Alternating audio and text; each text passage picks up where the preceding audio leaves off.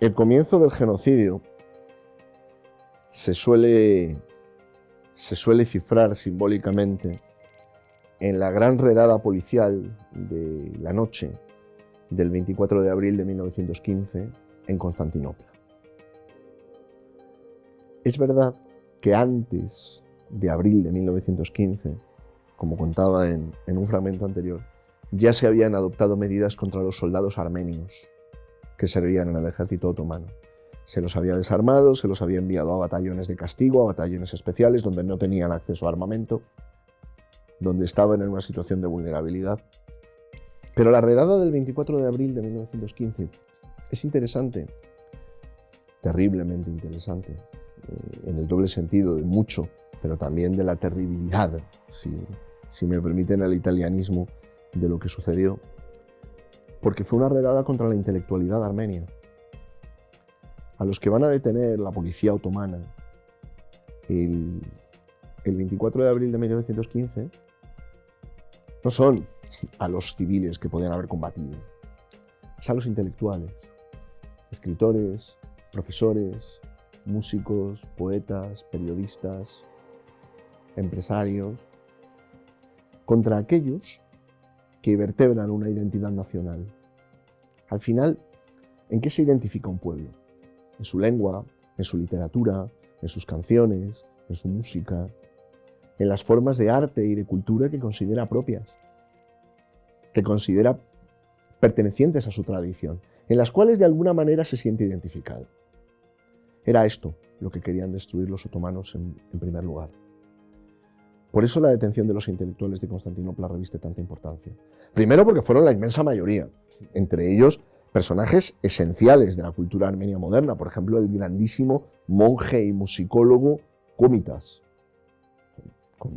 Komitas había sido uno de los grandes investigadores y no me gusta la palabra coleccionista porque parece que era una cosa exótica, pero había recorrido la Armenia histórica registrando y recopilando canciones y músicas tradicionales de Armenia, de los armenios. Era un intelectual. Nunca había hecho un llamamiento, un hombre religioso, nunca había hecho un llamamiento a la violencia, nunca había llamado a alzarse en armas contra el imperio.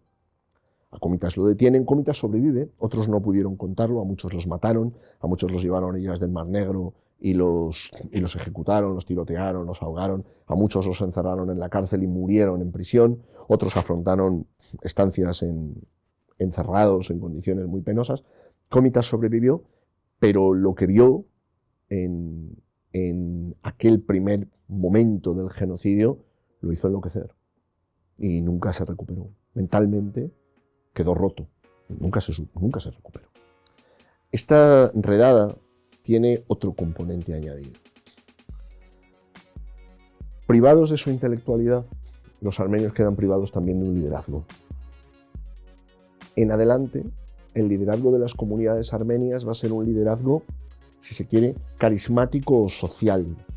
Pero quienes podían haber alzado la voz en la escena internacional en defensa de la causa armenia quedan muy disminuidos, porque a muchos los han encerrado, a muchos los han matado. Esto revela otra cosa. No fue un acto indiscriminado. Es una operación policial planificada, es una acción del Estado. Es verdad que es un momento en el cual el Estado otomano se siente amenazado. Es cierto. Y es verdad que los jóvenes turcos, el Comité Unión y Progreso o Unidad y Progreso, van a encontrarse las dos traducciones, siente que los armenios son una amenaza. Es verdad. Pero en adelante, a partir de la redada del 24 de abril, va a haber medidas jurídicas, políticas, económicas que se van a adoptar para acabar con los armenios. La medida ya no va a ser solamente la matanza, la medida va a ser que no quede rastro de la presencia armenia en los territorios históricos armenios. De ahí que se van a adoptar una serie de actuaciones o de métodos que van a anticipar lo que después van a ser el resto de genocidios del siglo XX. Además de la actividad policial, va a haber algunas otras características. Una primera característica muy importante, se crea un marco jurídico para ejecutar las medidas antiarmenias. La confiscación de las propiedades, el traslado forzoso de la población, son las dos principales. Va a haber alguna más. Las dos principales. En primer lugar, con el pretexto de trasladar a los armenios fuera de las zonas de combate, se crea un marco jurídico en virtud del cual el Estado se va a hacer cargo de la propiedad de los armenios. El pretexto era que la iban a proteger. En la práctica lo que sucedió fue que fue una confiscación encubierta. De facto fue una confiscación. No debe minusvalorarse esto, porque una comunidad privada de su patrimonio es una comunidad muy vulnerable. Es una comunidad que ya no tiene edificios, que ya no tiene empresas, que ya no tiene propiedades. Es una comunidad que empieza a tener el ajuar que puede transportar consigo. Es verdad que si nos atenemos al tenor de las normas jurídicas, esas propiedades iban a quedar custodiadas por el Estado e iban a ser restituidas cuando la guerra terminase. Pero hay notas diplomáticas, yo me voy a permitir leer alguna de ellas. Hay notas de los diplomáticos destinados en Constantinopla que son muy claras. Querría leer una de ellas porque me parecen esclarecedoras, ¿no? Se habla, por ejemplo, de la política de incautación de la propiedad y se describe cómo las propiedades de los armenios quedaban expuestas a todos y todos podían saquearlas, por ejemplo en almacenes, con lo cual sí, el Estado dice que va a restituir, pero en la práctica es una restitución prácticamente imposible porque las propiedades han sido saqueadas. La otra medida importante que se adoptó fue el traslado forzoso de los armenios al interior del imperio, en particular a los desiertos de Siria. Hay que situarse en un Estado que está en guerra. En ese Estado que está en guerra, la red ferroviaria se necesita en primer lugar para el traslado de tropas y para el traslado de armamento, de municiones. El pretexto, de nuevo, fue que no era posible hacer el traslado por tren. Y que por eso, totalmente o en parte, la movilización de esa población se iba a hacer a pie. En la práctica, ¿qué era lo que sucedía? En la práctica sucedía que en algunas poblaciones se obligaba a los armenios a comprar un billete de tren que los llevaba a un determinado punto del trayecto y a partir de ahí continuaban a pie hasta los desiertos, y en otros casos la marcha era a pie desde el comienzo. Esta es una forma de matanza muy efectiva cuando la población está en una situación de vulnerabilidad, mal alimentada, deshidratada, expuesta a los elementos, al frío extremo, al calor extremo, a las enfermedades. Es difícil acabar así con los adultos que puedan estar en una buena forma física, pero es muy fácil acabar así con los niños, con los ancianos. De ahí que cuando pensamos, claro, ¿había un deseo de proteger a los armenios o había un deseo de acabar con ellos? Es más sospechoso que fuera lo segundo, porque los armenios ya estaban lejos del teatro de operaciones, ya estaban lejos del frente. Hay otro elemento añadido. La actuación del Estado se desempeña o se desarrolla en dos niveles. Hay un nivel público oficial y hay un nivel secreto. Se crean unidades paramilitares. De tal manera que por un lado se dan órdenes, por ejemplo, se ordena que los armenios se agrupen en un determinado lugar para su traslado. Las órdenes secretas son que se hostigue a esos armenios en el camino.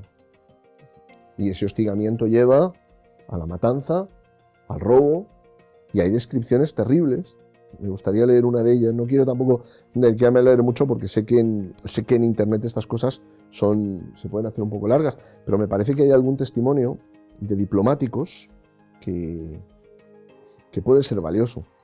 La ruta desde una de las poblaciones en Armenia Occidental se describe así. En Harput se cruzaban las columnas de deportados llegados de otras zonas de la Armenia histórica. La población armenia en toda la provincia ascendía a unas 100.000 almas. El 26 de junio de 1915 se ordenó su deportación. Casi todos ellos tuvieron que hacer el camino a pie, con las pertenencias que pudiesen acarrear a la espalda y sus hijos en brazos. Unos pocos fueron trasladados en carrozas tiradas por bueyes y burros. Casi un mes más tarde, el 24 de julio, entre 12.000 y 15.000 armenios habían abandonado las ciudades. El último contingente salió de Harput el 31 de julio. Solo quedaban algunas jóvenes armenias que habían accedido a casarse con turcos. Hablemos de otro caso, la comunidad de Trebisonda, la comunidad armenia de Trebisonda, una comunidad muy antigua en la costa del mar. Acogía una población de entre 6.000 y 10.000 armenios. El 24 de junio se detuvo a todos los dirigentes locales de uno de los partidos políticos. Se los embarcó en un bote y todos murieron ahogados. A los 2 días se ordenó de la deportación de todos los armenios, salvo los enfermos, en el plazo de 5 días. El gobernador local amplió la excepción de las viudas, los huérfanos, los ancianos y las mujeres embarazadas, así como a los armenios convertidos al catolicismo. Hay un gobernador local que amplía la excepción. ¿Qué sucede? Los hombres, los efectivos, los agentes del Comité Unión y Progreso dejan en suspenso la excepción y se los llevan a todos. A la altura del 10 de julio solo quedaban unos pocos armenios que trabajaban en puestos administrativos, niños, mujeres embarazadas y algunos enfermos. Interesa este punto porque el genocidio consiste en esto. Es verdad que el término genocidio todavía no se había acuñado, pero la práctica genocida es esto.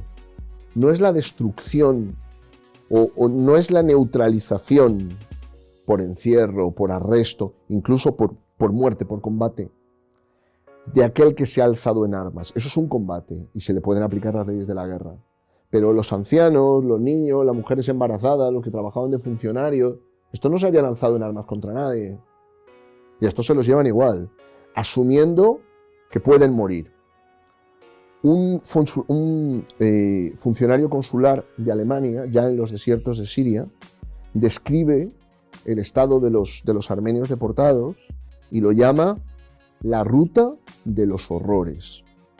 Hay varios oficiales alemanes que visitan la región de Siria en 1917 y encuentran restos humanos y esqueletos con agujeros de bala en el cráneo. Estos no son muertes casuales. Estos son gente a la que mataron durante esas marchas, durante esas deportaciones.